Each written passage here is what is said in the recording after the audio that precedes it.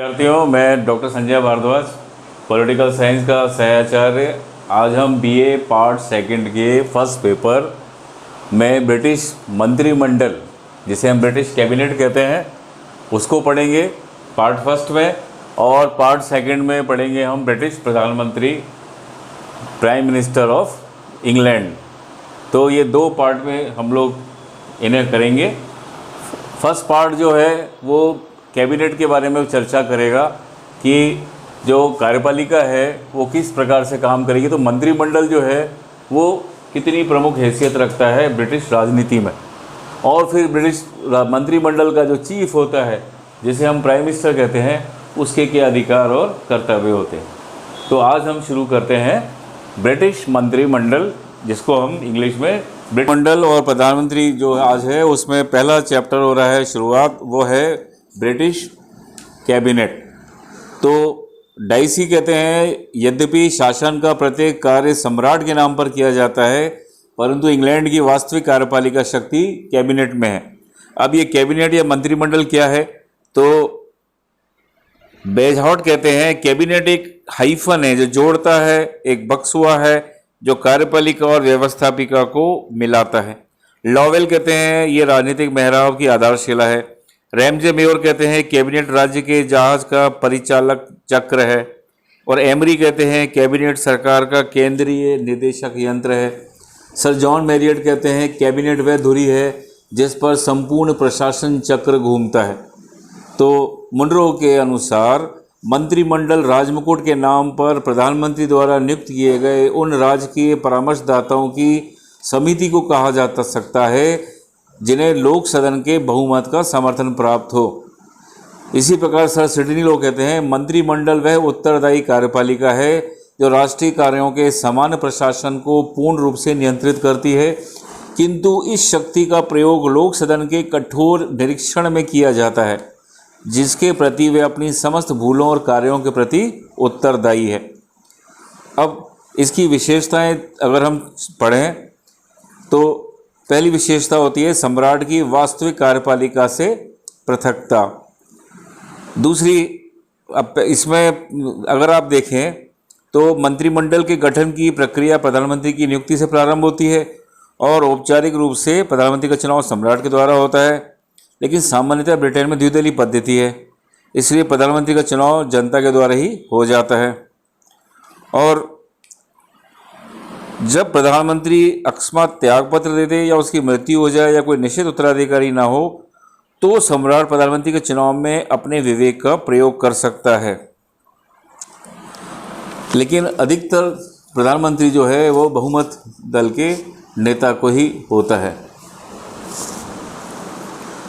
अब जैसे सन 1923 में हुआ, जॉर्ज पंचम द्वारा लॉर्ड कर्जन के स्थान पर बॉल्डविन को प्रधानमंत्री पद प्रदान करने की परंपरा हो गई, और ये परंपरा हो गई कि प्रधानमंत्री लोक सदन का ही होगा, क्योंकि लॉर्ड सभा का सदस्य होने के कारण लॉर्ड कर्जन को प्रधानमंत्री पद से अलग रखा गया था।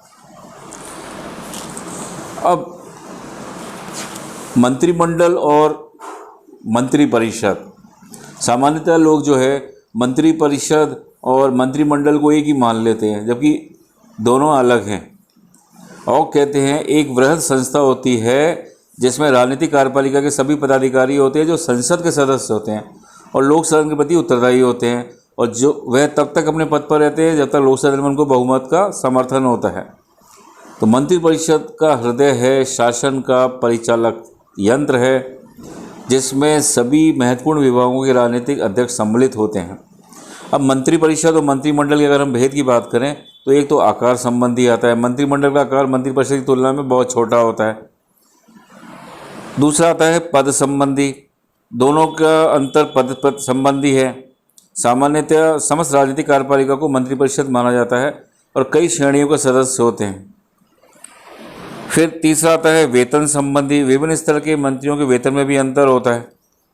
अगर हम अभी की बात करें तो प्रधानमंत्री को 1,63,418 पौंड और मंत्रिमंडल के सदस्यों को 1,17,979 पौंड मिलते हैं वार्षिक। कार्य और शक्ति संबंधी अंतर होता है, मंत्रिमंडल के सदस्यों में अंतर होता है। मंत्रिपरिषद सदस्य कम महत्वपूर्ण पद उनको मिलते हैं। और इनकी कार्य पद्धति, तो सम्राट जॉर्ज पंचम के समय से ही हो रहा है कि सम्राट मंत्रिमंडल की बैठकों में भाग नहीं लेता था। तो अब मंत्रिमंडल पद्धति का एक स्वीकृत सिद्धांत बन गया है, इसका सभापति प्रधानमंत्री ही करता है। अब हम मंत्रिमंडल के कार्य और शक्तियों की चर्चा करते हैं। पहला है कार्यपालिका संबंधी कार्य। मंत्रिमंडल ही ब्रिटेन की वास्तविक कार्यपालिका है और इस रूप में इसके द्वारा व्यापक शक्तियों का उपभोग किया जाता है, जैसे राष्ट्रीय नीति निर्धारण करना। रैमजे मेयर कहते हैं, वास्तविक कार्यपालिका के रूप में मंत्रिमंडल राष्ट्रीय नीति की रूपरेखा परिभाषित करता है और वह निश्चित करता है कि देश और विदेश में उत्पन्न प्रत्येक सामाजिक समस्या को किस प्रकार हल किया जाएगा। राष्ट्रीय कार्यपालिका पर सर्वोच्च नियंत्रण करता है, मंत्रिमंडल का समन्वयकारी काम करता है।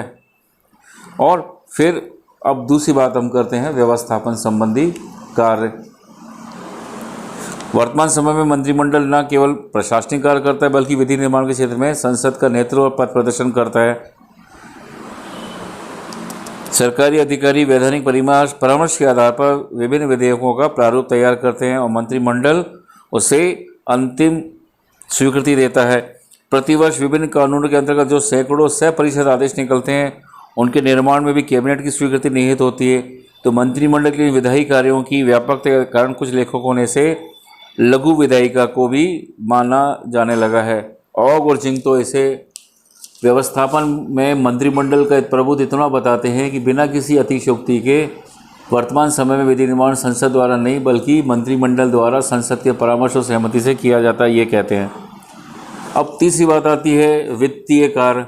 राष्ट्रीय आय व्यय का निर्धारण अर्थात बजट का निर्माण और उसे संसद में स्वीकृत कराना भी मंत्रिमंडल का महत्वपूर्ण कार्य है।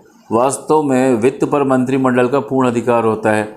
वार्षिक आय व्यय का विस्तृत ब्यौरा वित्त मंत्री अपनी देखरेख में तैयार कराता है, किंतु बजट के मूल प्रस्ताव और आधार मंत्रिमंडल द्वारा ही निश्चित किए जाते हैं। मंत्रिमंडल को कैबिनेट के बहुमत का जो समर्थन प्राप्त होता है उसके कारण किसी भी कर या अनुदान की मांग में कोई कटौती लोक सदन के द्वारा मंत्रिमंडल की सहमति के बिना नहीं की जा सकती। इसलिए मुनरो का कहना है कि यदि मंत्रिमंडल का अनुमोदन प्राप्त करने के तुरंत बाद सदन में भेजे बिना ब्रिटिश बजट को लागू कर दिया जाए तो इसके अंतिम आंकड़ों में कोई विशेष अंतर नहीं होगा।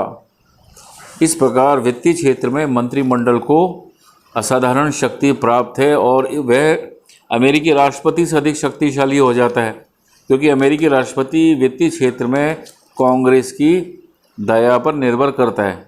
अब अन्य कार्य की अगर हम बात करें तो पहला काम करता है राज्य द्वारा क्षमा के विशेषाधिकार का प्रयोग। मंत्रिमंडल विशेषता गृह मंत्री के परामर्श पर ही करता है। दूसरा, राज्य द्वारा उपाधियों का वितरण भी प्रधानमंत्री के परामर्श पर होता है। तीसरा, ब्रिटिश सम्राट द्वारा देश और विदेश में की जाने वाली समस्त नियुक्तियां मंत्रिमंडल के परामर्श के आधार पर करता है। चौथा, महत्वपूर्ण न्यायालयों और न्यायाधीश लॉर्ड चांसलर के परामर्श के अनुसार ही सम्राट द्वारा नियुक्ति होती है। तो वास्तव में मंत्रिमंडल के अधिकार और कार्य बहुत ही व्यापक हैं। वह उन सभी कार्यों को करता है जो वैधानिक दृष्टि से सम्राट के अधिकार होते हैं और वर्तमान समय की ये प्रवृत्ति मंत्रिमंडल को और अधिक शक्तियां तथा कार्य प्रदान करने की हैं। तो इस प्रकार अगर हम देखें तो मंत्रिमंडल जो है वो अपने आप में बहुत ज़्यादा महत्वपूर्ण है और ब्रिटिश जो व्यवस्था है उसमें द्विदलीय पद्धति है, तो ब्रिटिश मंत्रिमंडल की भूमिका ज़्यादा महत्वपूर्ण हो जाती है। तो आज हमारा ये पहला पार्ट समाप्त होता है। धन्यवाद।